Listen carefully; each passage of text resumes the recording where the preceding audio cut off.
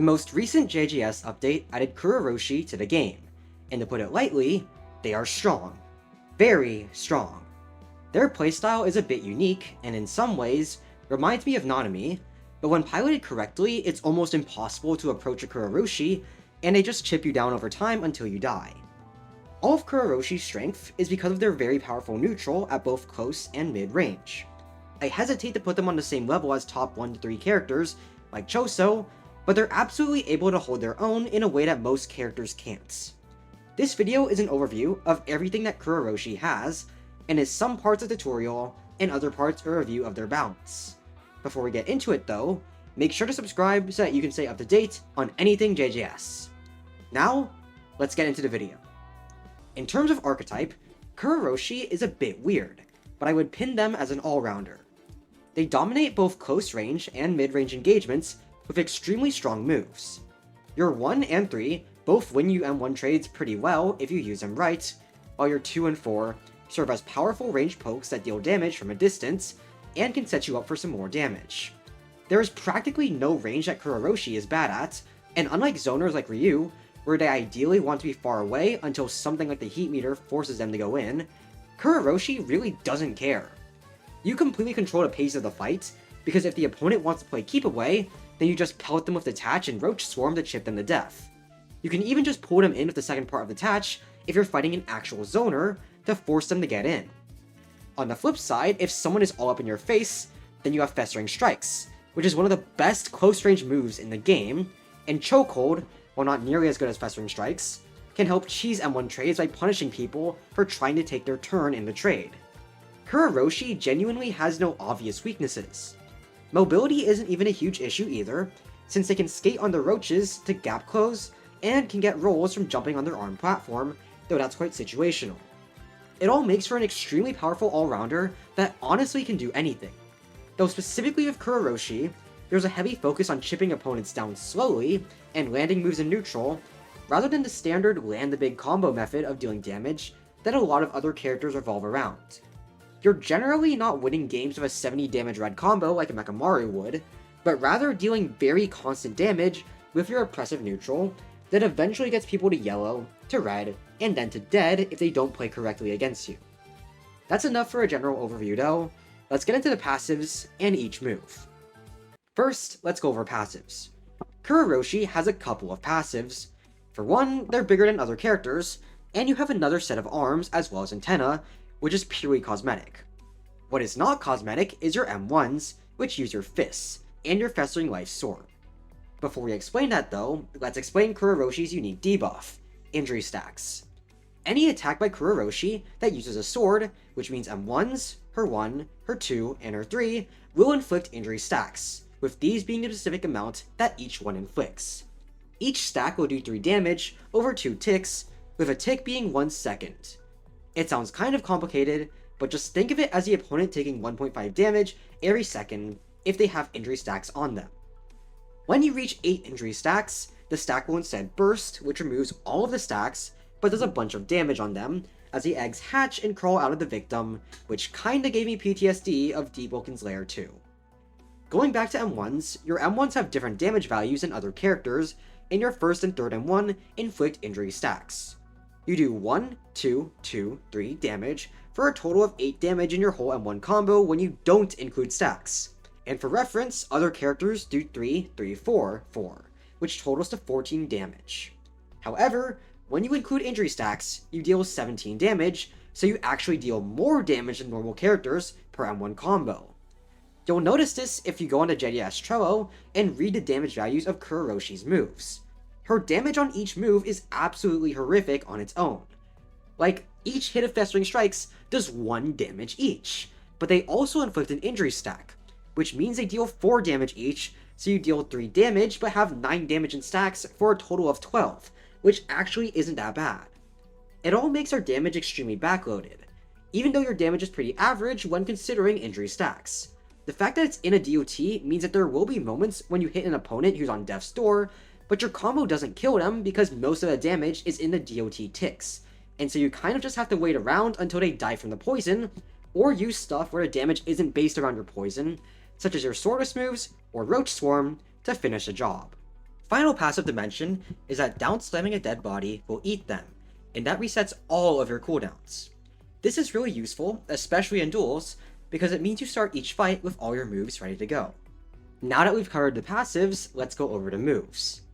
Festering Strikes is a barrage of 3 strikes that comes out extremely fast. Each one is blockable, but with a catch, being that the injury stacks go through block, and since the injury stacks are where the damage actually comes from, that makes the move basically bypass block, since even if you block it, you're still taking 9 damage, even if you avoid the 3 normal damage. The final hit also knocks back like Nanami's Severance Kick, so it leaves Kurourushi pretty safe afterwards. There does seem to be a bit of a gap between the first 2 strikes and the final one if you do block it, which you might be able to use a counter out of, but generally blocking it is a bad idea. What's even better is that if a move hits Kurourushi during the barrage, she parries it. This cancels out both attacks and makes the move pretty good in M1 trades, because if someone tries to contest you with another move, you'll cancel it and usually hit them with the follow-up swings. That makes a Counterplay, which doesn't seem to be very well known from my experience in Ranked, to parry the move like you're playing Deep Woken. If you press M1 3 times, you can parry the whole thing, and you can do that through the entire string of attacks, which lets you negate the injury stacks if you do it right. This still isn't that bad for Kurourushi though, because the opponent is still pushed back, leaving them pretty much safe. The only weakness of the move is that it's somewhat punishable on whiff, and so you want to use this move when you know they're not going to be able to dodge it. Basically, it's a pseudo guard break that comes out near instantly, and I've had a lot of good results by just doing an M1 on someone's block and then pressing the move. There's also a variant of it if you press R during the windup of the move, which makes you toss your cleaver up and do 3 punches instead, dealing 11 damage but no injury stacks. You also use this variant if you lost your cleaver to the second move, Detach. This variant is good for finishing people off since the damage isn't based in your poison, and the final hit actually bypasses block rather than being like Severance Kick. It also knocks them up in the air rather than away, and while this doesn't seem to open up any combo routes that didn't already exist since you can side dash after the final hit of the normal version to land Chokehold anyways, it's still pretty useful. The only downside to this variant is that the startup is much higher. It's not to the point that you can't confirm it off an M1, but it is high enough that people can very reliably M1 you out of it if you use it point blank with no setup, like a traditional guard break instead of the near instant BS that is normal Festering Strikes. Festering Strikes overall is at the core of Kuroroshi's close range game, because it almost always gets him value with 0 risk to himself. Now let's move on to Detach. Detach is an interesting move. Using it throws your sword out like a projectile, and what happens from there depends on what it hits. If you hit a target who isn't blocking, it damages them, applies injury stacks, and impales them with the sword. If you hit a target who is blocking, it applies injury stacks but doesn't impale them, and the arm will retract, putting the move on cooldown. If you hit a wall or some other terrain, it'll impale the sword in that. If you hit nothing and the sword reaches max distance, then it'll just automatically retract and go on cooldown, though if someone is between the sword when it's retracting, it will hit them, and it's not 360 blockable, so they do have to turn around. That brings us to the second part of the move. When the sword is impaled in something, you can press 2 again to retract it. Doing this when it's impaled in someone pulls them to you, which doesn't stun them at all, making it a little risky, but can set you up for some good pressure. Jumping and retracting when someone is stunned pulls them high up into the air over you in a true ragdoll that ends somewhere near the end of your airtime. Pressing 2 when it's not impaled in someone also retracts the sword, and if anyone is between you and the sword when it's coming back, it'll pull them to you along with it, but just like the first version, this does no stun. The retract deserves a bit of attention because this thing's pretty interesting. When you pull the opponent to you, they aren't stunned at all, not even interrupted if they were performing an action. This is really bad for you because you have end lag on your pull and you can't act until it's over. If you just pull someone in the middle of neutral, they will either M1 you, or use some block break, or other move, and you will get hit, comboed, and die. This doesn't happen all the time, since if someone's a little bit slow, you can M1 them after the retract, or side dash behind their back and then M1, or use Festering Strikes. But generally, if someone reacts quick enough, you get punished for using the retract. That's why you either immediately jump and use retract to get the extra injury stacks without risking being comboed after you landed Detach, or you wait for a moment to actually retract someone to you. Those moments are when someone is in the end lag or startup of a move that will last long enough for you to punish them for. Say a Mahito who's impaled does body repel from a distance that you can't reach. You can immediately retract and M1 them, and they can't do anything about it since they're still doing body repel. It's like an instant put the opponent in your face tool, and while it's not a consistent combo starter or extender like a lot of people like to use it for, it's still amazing and neutral and helps you deal with zoners like Ryu or Hanami who normally want to make distance. Some other stuff to note with the move is that it has an aerial variant that lifts you up for a bit and then throws a sword at your camera direction, which makes it easier to set play around and use a sword as a platform. From my own experience using the sword as a platform, it's actually pretty useful since it gives you enough height to do a roll, which is really good because rolls are more mobility to help you win M1 trades. It's a super situational thing, and I don't recommend spamming it, but 1, it's super fun since you're basically playing Yuji as Kurourushi, and 2, it can genuinely work against some players because, well, you're playing Yuji as Kurourushi, so long as someone's close enough to your sword for the rolls to get value. It suffers the same weakness that Yuji's entire neutral suffers from, where if someone can actually track you through your rolls and side dashes, they can pretty easily shut you down. But it's one of the few bits of mobility in his kit, and it's definitely worth mentioning because of that. Getting back on track, the move is overall a solid projectile poke that's really safe to use, and gets you a lot for landing it, or even provides you some nice setup the opponent has to respect if you miss it. Even if somebody blocks, they still take damage because injury stacks go through block, and because you're able to throw this move out so frequently with zero commitment, that makes it consistent chip damage that forces an opponent to get in, because if they just keep blocking it, they will lose a lot of health. One other thing to note is that your moves that involve the sword all change when you don't have it. They stop inflicting injury stacks, but in exchange do way more damage, enough to be on par or better than the damage you'd get from injury stacks. That means that even though you don't have your sword, you're still doing good damage in this mode, and in some cases you might even want to be hitting people with your swordless variants, so you can finish them off rather than giving them time to fight back, because your stacks are still ticking down. Detach is an extremely solid poke, and is one of the best moves in the kit. Chokehold is a blockable grab that can be used while you're performing any action, meaning you can use it while blocking, or during a front dash among other things.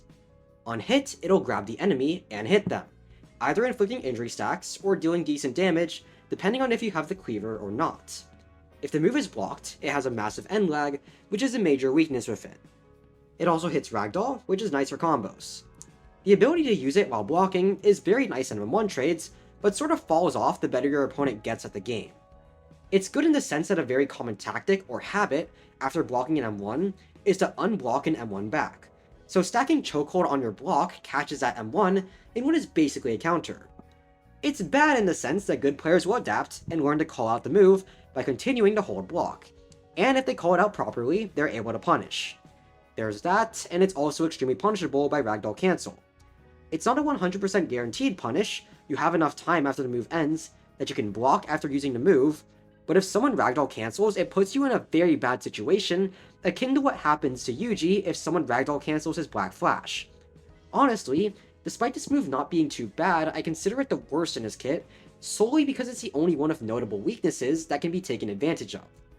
It really doesn't do much for you in neutral, besides the aforementioned punishable counter, but that counter is pretty good because there's a lot of moves that are safe on block that you're able to punish with this move. Stack Chokehold onto blocking Projection Breaker, and that Naoya is getting grabbed. Finally, Roach Swarm is a move that sends out an unblockable attack in front of you that ragdolls and does low damage. This sets you up for other stuff with that ragdoll, and it being unblockable with decent range is really strong. Pressing R during the windup makes the roaches send people up, and buffs the move's damage, which makes it better for combos, but it heavily increases the startup to the point that a good player can forward dash you on reaction to interrupt it.